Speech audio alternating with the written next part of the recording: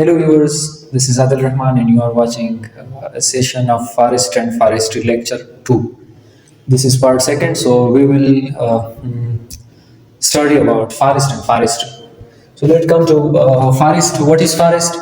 Forest is a large area of land covered with trees and other woody vegetations.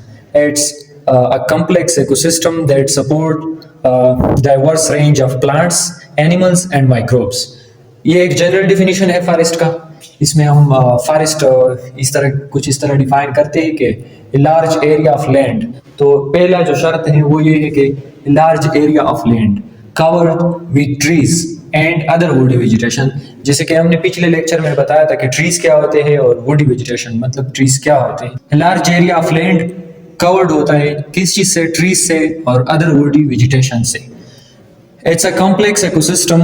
ये complex ecosystem है that supports, जो कि support करता है a diverse range of plants, animals and microbes, जो कि एक बहुत वसी पैमाने पे प्लांट्स, एनिमल्स और माइक्रोब्स को सपोर्ट करते हैं। प्लांट्स में मुख्तलिफ प्लांट स्पीशीज आते हैं, एनिमल्स में वाइल्ड लाइफ आता है या इवन लाइव स्टॉक भी आता है, और माइक्रोब्स में decomposers, fungi, bacteria, even viruses etcetera आते हैं। तो ये था एक general definition of forest. FAO के मुताबिक ये डिफिनीशन जो है, ये दूसरा ये है FAO के मुताबिक, food and agriculture organization of UN, united nation का जो ये फूड एंड एग्रीकल्चर ऑर्गेनाइजेशन है, उसके मुताबिक फॉरेस्ट का डिफिनीशन जो है वो ये कुछ इस तरह से कि land area of more than 0.5 hectares or 1.24 acres with the tree canopy cover of more than 10% or tree density of more than 100 trees per hectare. तो जो फूड एंड एग्रीकल्चर ऑर्गेनाइजेशन है उसके मुताबिक एक लैंड का वो एरिया जो कि कवर करता है 0.5 हेक्टेयर मिनिमम एटलीस्ट, जो कि बनता है 1.24 एकर्स। 1 हेक्टेयर जो है 1 हेक्टेयर ये बराबर होता है 10,000 मीटर्स का, यानी कि 10 किलोमीटर का बराबर होता है। और एक हेक्टेयर जो है ये कितने एकड़्स का बराबर होता है? एक हेक्टेयर जो है ये बराबर होता है 2.4 एकड़। तो एटलीस्ट 0.5 हेक्टेयर्स कवर होने चाहिए ऑफ ट्री कैनोपी, जिसका ट्री कैनोपी कवर जो है वो 10% हो मिनिमम एटलीस्ट, और ट्री डेंसिटी जो है वो more than 100 trees per hectare हो। तो ट्री कैनोपी क्या चीज होता है? जो upper part of the tree है, लीव्स, शूट्स एंड ब्रांचेस जो है वो कलेक्टिवली एक फॉरेस्ट का जो हमें दिखाई देता है, दूर से भी जो दिखाई देता है, जो ग्रीनरी हमें नजर आता है फॉरेस्ट का, बहुत ज्यादा प्लांट्स का जो क्राउन होता है वो जो हमें दूर से दिखाई देता है उसको कैनोपी कवर कहा जाता है। तो वो कैनोपी जो है वो 10% से ज्यादा होनी चाहिए, और tree density of more than 100 trees per hectare, एक हेक्टेयर में 100 से ज्यादा ट्रीज होने चाहिए। 10,000 मीटर स्क्वायर एरिया पे 100 से ज्यादा ट्रीज होने चाहिए। तो ये द डिफिनीशन ऑफ फॉरेस्ट था। So no we will proceed forward. Importance क्या है फॉरेस्ट का? द इंपॉर्टेंस ऑफ फॉरेस्ट वो ये है कि ऑक्सीजन प्रोडक्शन, जैसे कि हमने बताया था पिछले लेक्चर में कि प्लांट्स के जो ग्रीन पार्ट्स होते हैं वो फोटोसिंथेसिस करते हैं। तो फोटोसिंथेसिस में सनलाइट को इस्तेमाल करके वाटर और कार्बन डाइऑक्साइड की मौजूदगी में वो ग्लूकोज बनाते हैं और ऑक्सीजन। तो वो ऑक्सीजन जो है वो फिर एक्सक्रीट करते हैं और इन्वायरमेंट को देते हैं, वो ऑक्सीजन प्रोड्यूस करते हैं। फिर कार्बन सिक्वेस्ट्रेशन करता है, मतलब कार्बन डाइऑक्साइड लेता है, कार्बन डाइऑक्साइड स्टोर करता है, मतलब कार्बन का सिक्वेस्ट्रेशन करता है। वाटर साइकिल में बहुत अहम किरदार अदा करते हैं प्लांट्स का जो सरफेस है उससे ट्रांसपायरेशन होता है, मतलब प्लांट्स के लीव्स एंड यंग शूट्स उससे ट्रांसपायरेशन होता है, तो वो वाटर साइकिल में हिस्सा लेते हैं। ये हम आगे जाके एक एक पढ़ेंगे। साइल कंजर्वेशन, साइल को भी कंजर्व करते हैं, साइल में रूट्स एंकर करते हैं जिसकी वजह से साइल इरोशन कम होता है। अच्छा, बायोडाइवर्सिटी को फॉरेस्ट जो है वो शेल्टर भी प्रोवाइड करता है, और खुद फॉरेस्ट जो है वो एक बायोडाइवर्सिटी है, डाइवर्स लाइफ उसमें मौजूद होता है। हाँ, तो मेडिसिन फॉरेस्ट से हम मेडिसिन भी एक्सट्रैक्ट करते हैं, क्योंकि फॉरेस्ट में बहुत सारे मेडिसिनल प्लांट्स होते हैं जो कि फार्माकोग्नोसी में लोग पढ़ते हैं, तो उसमें बहुत ज्यादा मेडिसिनल प्लांट्स होते हैं जो कि हम फॉरेस्ट ही से एक्सट्रैक्ट करते हैं। फूड एक फूड का जरिया भी है, क्योंकि हमें बहुत सारी चीजें जो है वो फॉरेस्ट से मिलते हैं। शेल्टर ये हैबिटेट है वाइल्ड लाइफ के लिए, और प्लांट्स के लिए भी एक हैबिटेट है। तो फॉरेस्ट जो है वो शेल्टर भी प्रोवाइड करता है। क्लाइमेट रेगुलेशन, जैसे कि मैंने बताया कि कार्बन सिक्वेस्ट्रेशन, वाटर साइकिल और सॉइल कंजर्वेशन, ऑक्सीजन प्रोडक्शन, तो ये सारी चीजें जो है क्लाइमेट रेगुलेशन इसी तरह ये क्लाइमेट को भी रेगुलेट करते हैं। रिक्रिएशन, खूबसूरती और मतलब एस्थेटिक वैल्यूज भी है फॉरेस्ट के। ग्रीनरी जो होता है वहाँ पे टूरिज्म ज्यादा होता है, तो ये एक रिक्रिएशनल पर्पस भी है इसका। कल्चरल सिग्निफिकेंस, हम आगे जाके पढ़ेंगे कि कल्चरल बेसिस पे फॉरेस्ट डिवाइड भी हुआ है, सेक्रेड फॉरेस्ट है, ट्रेडिशनल फॉरेस्ट है, रिक्रिएशनल फॉरेस्ट है। तो cultural values and significance, spiritual values and significance forest के, तो ये भी एक इंपॉर्टेंस है। वाइल्ड लाइफ हैबिटेट, जैसे कि मैंने इधर का शेल्टर में कहा कि वाइल्ड लाइफ के लिए एक हैबिटेट है। और नेचुरल बैरियर है टू द नेचुरल डिजास्टर के रास्ते में एक नेचुरल बैरियर है ये। तो नेक्स्ट हम मूव करते हैं टाइप्स ऑफ फॉरेस्ट की तरफ। फॉरेस्ट जो है डिफरेंट बेसिस पे डिवाइड हुआ है। उनमें से कुछ ये है on the basis of vegetation, उसमें वेजिटेशन की कौन सी किस्म है, किस तरह की वेजिटेशन है उसमें। तो एवरग्रीन, जो मतलब कॉनिफर्स है मोस्टली वो एवरग्रीन होते हैं, पूरे साल जो होता है उसमें वो शेड नहीं करते लेकिन वो ग्रीन होते हैं, एवरग्रीन होते हैं। तो दूसरा पार्ट जो है वो डिसीडुअस फॉरेस्ट वो होता है जिसमें प्लांट्स जो होते हैं डिसीडुअस फॉरेस्ट में वो अपने लीव्स जो होते हैं वो गिराते हैं और पूरे साल जो होते हैं वो ग्रीन नहीं रहते। और तीसरा जो है वो मिक्स्ड फॉरेस्ट। अच्छा, इस डिसीडुअस का एग्जांपल जो है मोस्टली ब्रॉड लीव्स जो है वो डिसीडुअस होते हैं। तीसरा जो है वो मिक्स्ड फॉरेस्ट है। मिक्स्ड फॉरेस्ट वो फॉरेस्ट होता है जिसमें ये दोनों अक़साम के ट्रीज जो होते हैं वो पाए जाते हैं।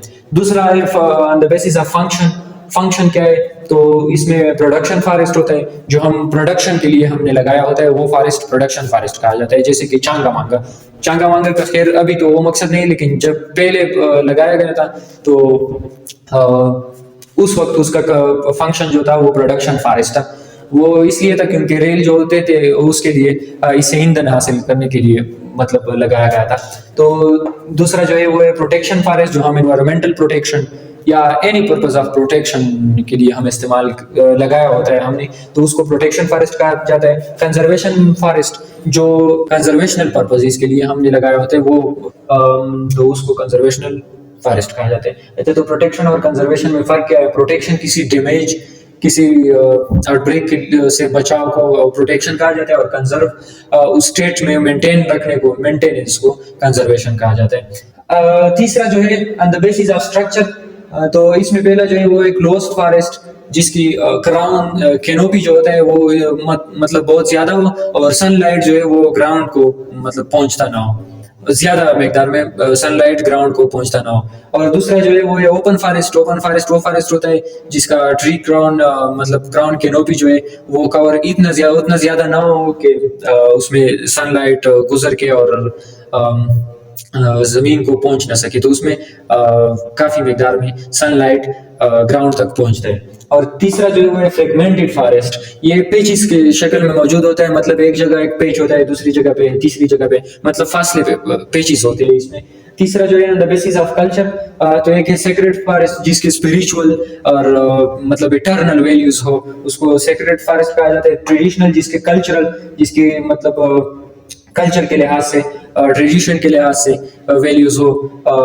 तीसरा जो है वो रिक्रिएशनल, जो कि रिक्रिएशनल पर्पस इसके लिए इस्तेमाल होता है, जिसमें टूरिज्म होता है और मतलब उसमें लोग जाके रिक्रिएशनल पर्पस इसके लिए जाते हैं, मतलब जैसे कि नेशनल पार्क्स वगैरह। पांचवा जो है on the basis of socio economic base, तो इसमें एक इंडस्ट्रियल फॉरेस्ट है जो कि मैनेज किया जाता है इंडस्ट्री के लिए। इंडस्ट्री के लिए किसी प्रोडक्शन की जरूरत हो जो कि फॉरेस्ट से हासिल होता हो, तो उसी के लिए वो फॉरेस्ट मैनेज किया जाता है, तो उसको इंडस्ट्रियल फॉरेस्ट कहा जाता है। दूसरा है स्मॉल होल्डर फॉरेस्ट, जो कि फार्मर हो या कोई और हो जो कि वो मैनेज करता हो वो फॉरेस्ट और अपने लिए किसी मकसद के लिए मैनेज करता हो, उसको स्मॉल होल्डर फॉरेस्ट कहा जाता है। Community forest, community based forest वो फॉरेस्ट है जो कोई कम्युनिटी हो वो उसको मैनेज करता हो किसी खास मकसद के लिए, उसको कम्युनिटी बेस्ड फॉरेस्ट कहा जाता है। And the basis of forest fragmentation, continuous forest जो कि लार्ज एरिया हो, और मतलब ये अक्सर क्लोज्ड फॉरेस्ट जो होते हैं वो कंटिन्यूस फॉरेस्ट होता है, इसमें कोई मतलब सेपरेशन ना हो, आइसोलेशन ना हो, तो वो कंटिन्यूस फॉरेस्ट है। फ्रेगमेंटेड फॉरेस्ट जिसमें फ्रेगमेंट्स, जैसे कि मैंने इधर कहा कि फ्रेगमेंट्स के शक्ल में जो होता है वो फ्रेगमेंटेड होता है। कॉरिडोर फॉरेस्ट जो कि दो लार्जर एरियाज ऑफ फॉरेस्ट हो उसको मिलाता हो, narrow strip of forest that combines to larger areas of forest. Next on the basis of anthropology का मतलब है स्टडी ऑफ ह्यूमन एक्टिविटीज। तो ह्यूमन एक्टिविटीज की वजह से जो अनअफेक्टेड हो उसको प्राइमरी फॉरेस्ट कहा जाता है या वर्जिन फॉरेस्ट कहा जाता है।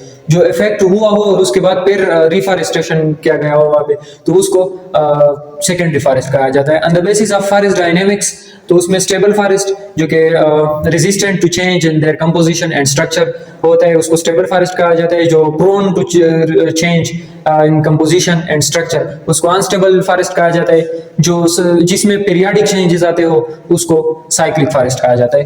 तीसरा नेक्स्ट जो है on the basis of nature, on the basis of nature artificial forest and natural forest. Artificial forest वो जो किसी ह्यूमन ने मतलब ग्रो किया हो, प्लांटेड किया हो, उसको आर्टिफिशियल कहा जाता है। जो नेचुरल पाया जाता हो उसको नेचुरल फॉरेस्ट कहा जाता है, जिसे कि इसके नाम से जाहिर है। On the basis of legality, तो public forest, private forest and community forest and legal forest. Public forest जो कि मतलब गवर्नमेंट ओन करता हो, जो इसको हम ये भी कह सकते हैं कि ये सारे लोगों का होता है। प्राइवेट फॉरेस्ट जो प्राइवेटली किसी का कोई ओन करता हो उसको प्राइवेट कहा जाता है। कम्युनिटी फॉरेस्ट जो किसी खास कम्युनिटी का हो, जो वो फॉरेस्ट जो किसी खास कम्युनिटी ओन करता हो वो कम्युनिटी फॉरेस्ट होता है। और लीगल फॉरेस्ट जो खास एरिया होता है जिसको हुकूमत मतलब डिक्लेयर करता है कि ये फॉरेस्ट है उसको लीगल फॉरेस्ट कहा जाता है। On the basis of activities, तो प्रोटेक्टेड फॉरेस्ट वो फॉरेस्ट जिसमें all activities are allowed until unless हुकूमत जब ऐलान करे, हुकूमत नोटिफाई करे कि इसमें एक्टिविटीज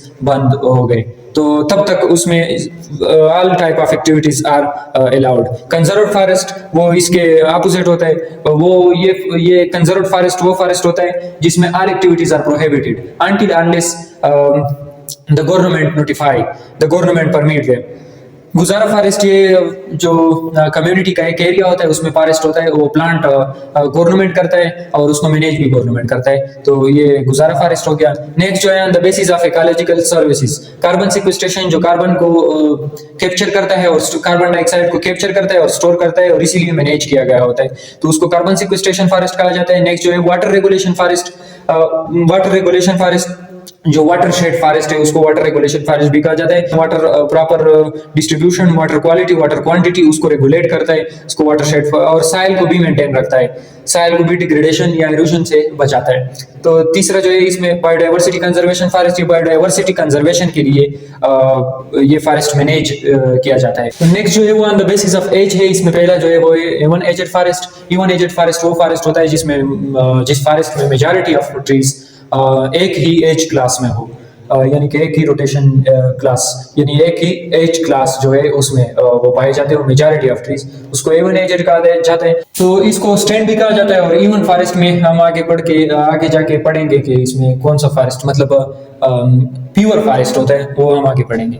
और अनइवन एजेड फॉरेस्ट में ये वो फॉरेस्ट होता है जिसमें ज्यादातर ट्रीज जो होते हैं वो मुख्तलिफ एज क्लासेस के होते हैं। अच्छा, on the basis of composition, तो इसमें एक किस्म है प्योर फॉरेस्ट। प्योर फॉरेस्ट में एक ही स्पीशी होती है, मेजॉरिटी डोमिनेंट स्पीशी जो होती है वो मेजॉरिटी मतलब एक ही स्पीशी होती है, वो कानिफर की हो या ब्रॉड लीव्ड की हो, तो उसमें एक स्पीशी होती है, उसको प्योर फॉरेस्ट कहा जाता है। अक्सर केसेस में इवन एजेड भी होता है, और इवन एजेड जो होता है वो ऑलमोस्ट ऑलवेज प्योर फॉरेस्ट होता है। मिक्स्ड फॉरेस्ट में मुख्तलिफ किस्म के ट्रीज पाए जाते हैं, मुख्तलिफ किस्म के स्पीशीज पाए जाते हैं। अच्छा, तो नेक्स्ट हम पढ़ते हैं forestry. What is forestry?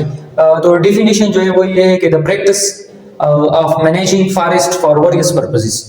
Forest को मैनेज करना और मुख्तलिफ पर्पसेस के लिए फॉरेस्ट को मैनेज करना, इसको फॉरेस्ट्री कहा जाता है। हम फॉरेस्ट्री में मुख्तलिफ पर्पसेस के लिए फॉरेस्ट को मैनेज करते हैं। और वो जैसे कि मैंने फॉरेस्ट का इंपॉर्टेंस बताया, फॉरेस्ट के इतने ज्यादा इंपॉर्टेंस है तो इसको मैनेज करना भी जरूरी है, क्योंकि इतने ज्यादा फायदे जो हमें देता है, तो इसको मैनेज करना मेरे ख्याल में लाजमी है। तो इसलिए हम the practice of managing forest for various purposes, तो मुख्तलिफ मकासद के लिए हम फॉरेस्ट को मैनेज करते हैं, इसको फॉरेस्ट्री कहा जाता है। The involves the cultivation, conservation and protection of forest. Cultivation जो है ये in simple words the rearing of forest, और कंजर्वेशन जैसे कि मैंने पहले भी बताया कि कंजर्वेशन उसको मेंटेन रखना, हम मेंटेन रखते हैं फॉरेस्ट को। और प्रोटेक्शन ये हम बचाते हैं किसी डैमेज, किसी अटैक, किसी डिजास्टर्स वगैरह। डिजास्टर से तो खैर नहीं बचा सकते, लेकिन बचाते हैं हम किसी डैमेज से। तो objectives and goals of forestry क्या है? Sustainable forest management. सस्टेनेबिलिटी जो वर्ड है, सस्टेनेबिलिटी किस चीज को क्या जाता है? सस्टेनेबिलिटी जो है हम रिसोर्सेज को ऐसे तरीके में इस्तेमाल करें कि हमारा जो नेक्स्ट जनरेशन होता है उसके लिए भी मतलब रह जाए, और वो खत्म भी ना हो जाए और एक्सप्लॉइट भी ना हो जाए। तो इस तरह रिसोर्सेज को यूटिलाइज करना, इसको सस्टेनेबिलिटी कहा जाता है। सस्टेनेबली हम फॉरेस्ट को मैनेज करते हैं। कंजर्वेशन ऑफ बायोडाइवर्सिटी, बायोडाइवर्सिटी को मेंटेन रखते हैं, कंजर्व करते हैं। Protection of forest ecosystem, forest का जो सिस्टम है उसको हम बचाते हैं डैमेज से और खतरात से बचाते हैं। Production of timber and other forest products, तो टिम्बर जो है हम उससे फर्नीचर बनाते हैं और गुड्स बनाते हैं, स्पोर्ट गुड्स बनाते हैं। और अदर फॉरेस्ट प्रोडक्ट्स में नॉन टिम्बर फॉरेस्ट प्रोडक्ट्स भी आते हैं, TFPs, जिसमें शहद भी है और नट्स भी, फ्रूट्स है, गम से, रेजिन से, टेनन से, एटसेट्रा। बहुत सारी चीजें हैं जो हम NTFP में भी बहुत सारी चीजें हैं जो कि फॉरेस्ट से हम हासिल करते हैं। तो इस प्रोडक्शन को मतलब बढ़ाना और मिटिगेट करना, बढ़ाना और ज्यादा करना और सस्टेनेबली हासिल करना, ये भी एक ऑब्जेक्टिव है फॉरेस्ट्री का। Restoration of degraded forest, soil etcetera. Forest जो होता है, जो डिग्रेडेड हुआ होता है, तो उसको रिस्टोर करने के लिए हम फॉरेस्ट्री को प्रैक्टिस में लाते हैं, क्योंकि उसमें मैंने उसको इस तरह मैनेज करते हैं उस फॉरेस्ट को जो डिग्रेड हुआ होता है, ताकि वो अगेन रिस्टोर हो जाए। और इसी तरह साइल को भी अगर डिग्रेडेड हुआ हो तो उसको ऐसे मैनेज करना कि वो साइल जो है वो अगेन रिस्टोर हो जाए और फर्टाइल हो जाए और पहले जिस कंडीशन में थी उस कंडीशन में आ जाए। तो ये था हमारा आज का लेक्चर, और कमेंट सेक्शन में आप बताएं कि नेक्स्ट लेक्चर हम किस चीज़ पे बनाए। Thank you. तो देखते हैं नेक्स्ट वीडियो में।